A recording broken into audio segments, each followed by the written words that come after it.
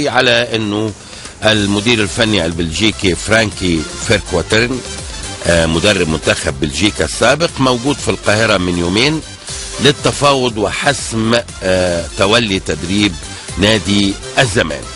كلام كله على ان تمت المفاوضات من خلال جلسة ما بين احمد مرتضى منصور المشرف العام على الكرة في نادي الزمالك مع البلجيكي فرانكي حول المقابل المادي وشكل الجهاز المعاون. الكلام على انه المدرب هيبقى معاه 3 من المساعدين اللي معاه، وفرانكي للي ما يعرفوش بدأ مسيرته الكروية مع نادي اندرلخت البلجيكي سنة 75.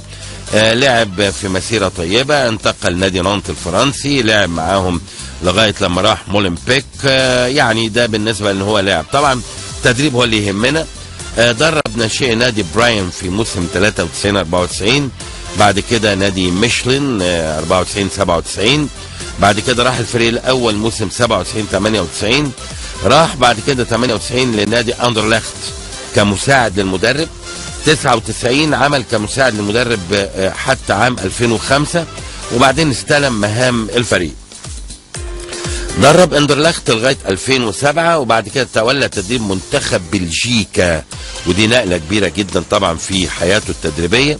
في عام 2009 استمر معاهم موسم ونص تقريبا، وبعدين تولى تدريب الجزيره الاماراتي موسم 2011-2012، ثم تولى تدريب سبورتنج لشبونه. مسيره طيبه حقيقه. يعني كان الكلام على فكره، وكان سافر بالفعل احمد مرتضى منصور لليونان عشان يتكلم مع اليوناني جورجوس دونيس، وده كان المدير الفني السابق لنادي الهلال السعودي والشارقة الاماراتي. لكن الراجل طلب مبلغ كبير، واثناء المفاوضات تسربت الاخبار مش بس في وسائل الاعلام اليونانيه. انا ليا صديق الحقيقه صحفي في جريده عكاظ السعوديه اتصل بيا من يومين وقال لي ان الخبر نزل حتى في جرائد السعوديه، والراجل طلب مبلغ كبير، والحكايه والروايه في انها انتهت قصته، وراح الكلام على فرانكي البلجيكي اللي وانا بكلم حضراتكم هناك مفاوضات جاده لتولي هذا المنصب. بكده اعتقد تبقى مهمه الكابتن طارق يحيى انتهت، الا اذا هناك اتفاق معاه على ان هو يبقى المدرب العام مع المدير الفني الاجنبي اللي جاي فرانكي، ربما لكن مش عايزين نسبة طبعا الاحداث في هذا الامر. الزمالك بيعلن الاقتراب من ضم لاعب الاهلي السابق والمعار انا اسف والمنتقل لوادي المقاولون العرب محمد فاروق.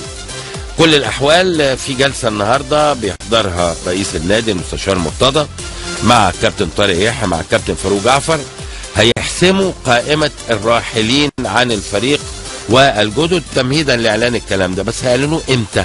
يعني المفروض يوم 8 اغسطس ان شاء الله مباراه الزمالك مع المصري في الدور قبل النهائي لكاس مصر يوم 8 اغسطس. خلاص بقى كان الماتش ده يوم 9، لما الزمالك خرج مبكرا بقت المباراه يوم 8 اغسطس الزمالك مع النادي المصري. طبعا المفروض كل اللعيبه القدام هم اللي هيلعبوا مباراه الكاس، عشان كده من المستحيل ان تعلن اي اسماء الا بعد انتهاء موقف نادي الزمالك من كاس مصر، سواء بالوصول الى المباراه النهائيه او الخروج من الدور قبل النهائي، الله اعلم. طبعا المباراه هتبقى كبيره وقويه بين الزمالك والمصري. بكده يبقى الزمالك هيلاعب المصري يوم 8 اغسطس، بينما الاهلي هيلعب يوم 9 اغسطس مع سموحه في حال خروج النادي الاهلي من الدور قبل النهائي للبطوله. الله اعلم هل هناك موعد بديل ولا ده هيبقى الموعد النهائي. هيتحدد الامر ده كله على ضوء طبعا مباراه الاربعاء القادم. دي تقريبا كل اخبار نادي الزمالك عندنا، ما عندناش اكتر من كده فيما يتعلق بنادي الزمالك. نروح بقى للنادي الاهلي. النادي الاهلي زي ما قلت لكم اتحدد خلاص يوم 9 المفروض اغسطس مباراته امام سموحه في الدور قبل النهائي. الكسبان من الاهلي وسموحه هيلتقي مع الكسبان من الزمالك والمصري يوم 15 اغسطس. هل الميعاد ده اكيد نهائي ولا هيتعدل؟ الله اعلم، بعد حصول طبعا اون سبورت على حقوق كلاسيكو الارض اللي هو ريال مدريد وبرشلونه. ده هيبقى يوم 15. هيبقى انا اسف يوم 13 ويوم 16. هل في الوسط هيتلعب ماتش الاهلي والزمالك؟ حقيقة ما عنديش تاكيد بالكلام ده، لكن هنتاكد من الكلام ده كله والحكايه والروايه. طيب نتاكد برضو من صديقنا الحاج عامر حسين على كل المواعيد دي. حاج عامر مساء الانوار. مساء الانوار. مش حد ازي حضرتك؟ يا رب تكون بخير. الله يخليك ويبارك فيك. دلوقتي الله يخليك حاج عامر، انتوا دلوقتي اتفقتوا على انه يوم 8 ان شاء الله الزمالك مع المصري. ان شاء الله. في استاد الجيش برج العرب بعتنا النهارده. والبديل استاد اسكندريه. في حاله عدم موافقه استاد الجيش لاي عذر، اي سبب من الاسباب. لاي سبب من الاسباب، وكان اخرها تحطيم الكراسي اياها من بعض من المعتوهين من جماهير الزمالك. تمام، بس احنا نتمنى طبعا عشان المصري بيلعب كل مبارياته هناك، فنتمنى يعني ان يبقى في عفو يعني. نتمنى على الاقل ان الماتش ده بدون جمهور طبيعي. جمهور. طيب بالنسبه للاهلي انا قريت ان هو يوم 9 في حاله خروج الاهلي من الدور قبل النهائي، الكلام ده مظبوط؟ مظبوط. طب ولو استمر للنهائي؟ يبقى يوم 10 ان شاء الله. اوكي، يعني هيبقى فرق يوم واحد. يبقى اعمل حسابك ان هو يوم 10 ان شاء الله. نتمنى ان شاء الله الاهلي هيعدي باذن الله مؤكد. تعرف حضرتك اصل مدحت بيه كانت البطوله العربيه تنتهي يوم 5.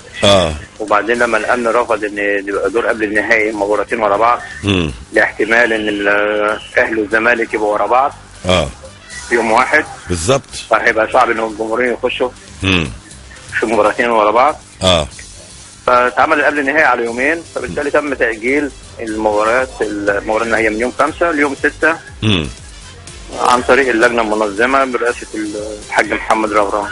طيب بالمناسبه برضو انا حابب اسالك سؤال مهم قوي. انا قريت في الورق الاولاني بتاع بطوله العرب طبعا انه في سيستم للدور قبل النهائي، اول مش عارف المجموعه ايه قبل ايه وبعدين فوجئنا ان في قرعه.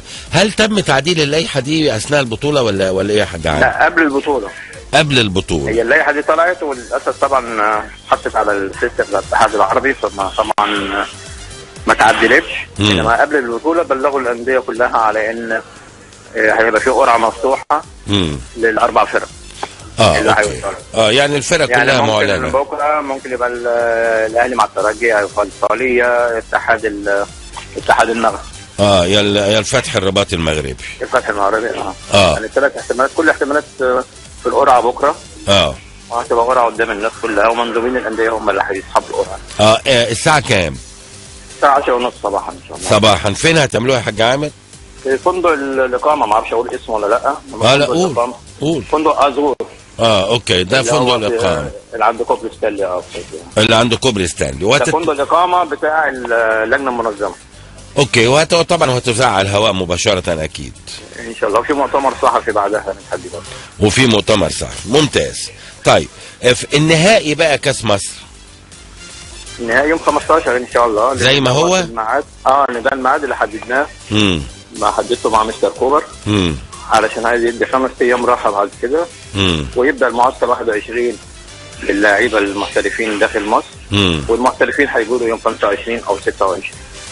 هو طبعا هيقابلنا احنا مشكله كاونا سبورت ان احنا عندنا 13 و16 اغسطس في اسبانيا وعليك خير في الكلاسيكو.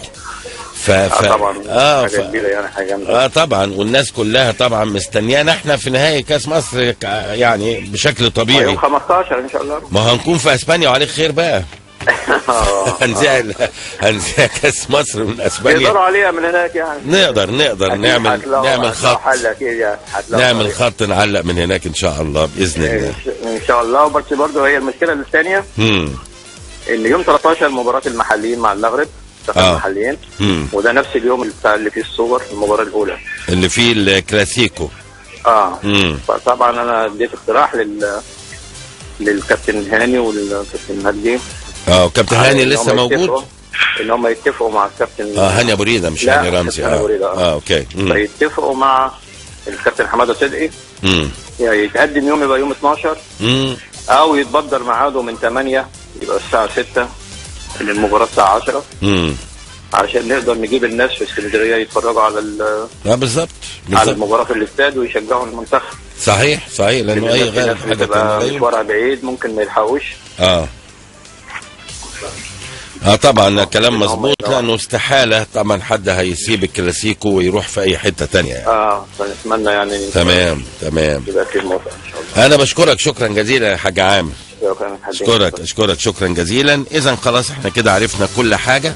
عرفنا ان الزمالك مع المصري قبل النهائي 8 اغسطس، عرفنا ان الاهلي مع سموحه يوم 9 اغسطس اذا خرج من الدور قبل النهائي البطوله العربيه، اذا ما خرجش وكمل هيبقى يوم 10 اغسطس. عرفنا ان النهائي هيبقى يوم 15 اغسطس في موعده المعلن من قبل طبعا، ودي ترتيبات خاصه طبعا بمنتخب مصر علشان طبعا استعداداتنا لمباراه اوغندا. وبالمناسبه خبر سعيد جدا ان مستر ميشو او ميتشو المدير الفني لمنتخب اوغندا خلاص استقال ومشي، لانه الاتحاد الاوغندي ما عندوش فلوس يقبضوا، فالراجل صبر عليهم 6 شهور وفي الاخر اخذ بعضه ومشي. طب ايه سعاده هذا الخبر؟